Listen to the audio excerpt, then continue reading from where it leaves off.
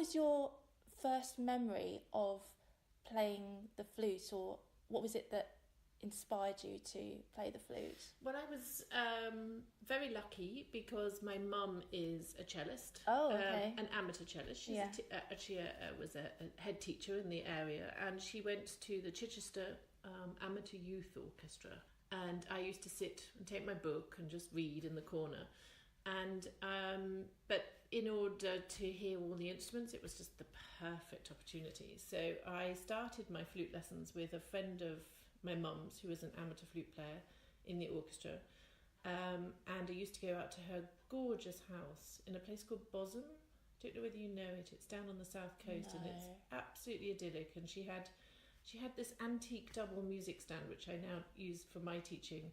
And I just remember being terribly, terribly, terribly young. I mean, I was 8 when I started, and just played duets with my flute teacher, which was such fun. And then when I was about 10 or 11, because my mum was a teacher in the area, the county music advisor said to her, now what should we do about your 15-year-old daughter? And my mum said, well, number one, she's only 10.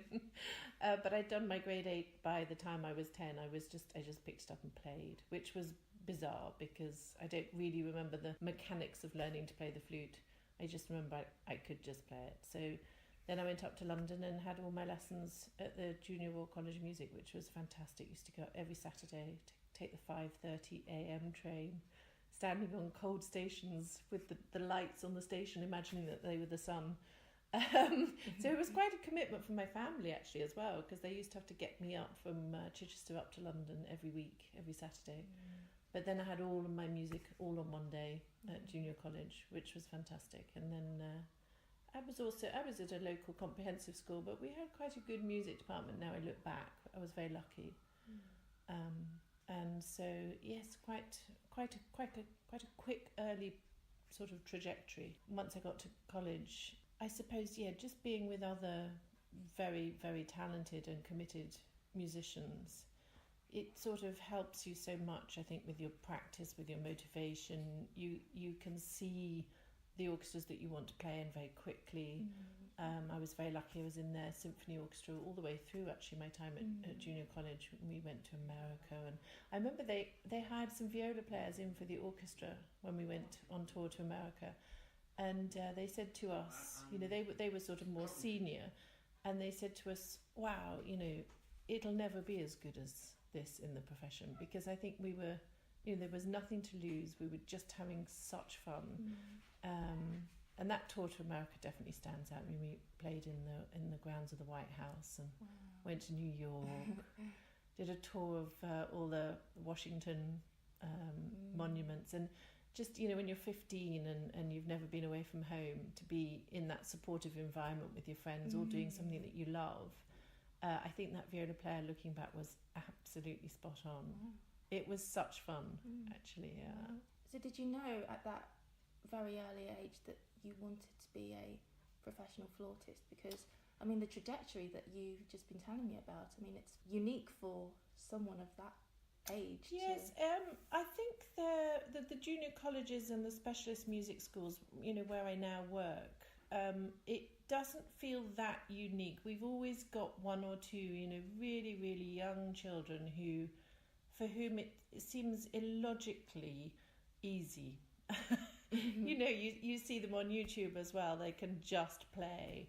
And it is frustrating now as an adult, because I wouldn't say to you, Annabelle, now that I could just play the flute. Funnily enough, I think as you get better and better, not only obviously your standards are going up and up as well, but you also have techniques that, in a way, they hold you back, because you overthink things. I think as a child I just picked up the flute and I just played it, so I didn't suffer from nerves. I didn't particularly know. As a child, you just get on with it, don't you? You just get on with it, and you also have no conception of how unique that maybe is.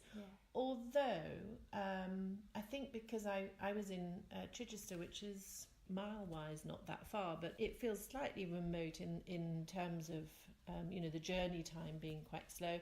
There were many of my school friends who'd not yet been to London, let alone gone on an orchestra tour to New York.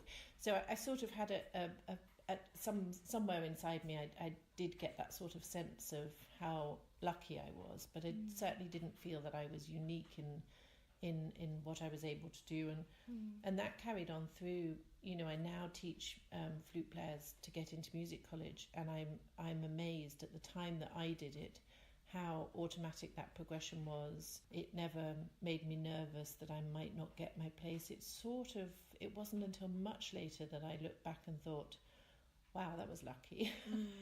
It just seemed a very automatic progression, and I don't ever remember actually stopping to wonder whether there was an alternative in life. I just played, and I just carried on, you know, going from one place to another in my learning and my playing. Yes. Without too much ambition getting in the way, because I think sometimes ambition is what starts making you feel a bit nervous. Okay. If you want something and you don't know whether you can have it or get it, then you start feeling anxious about it. But if you don't know that you want it, but you're just treading along a path, it's a much easier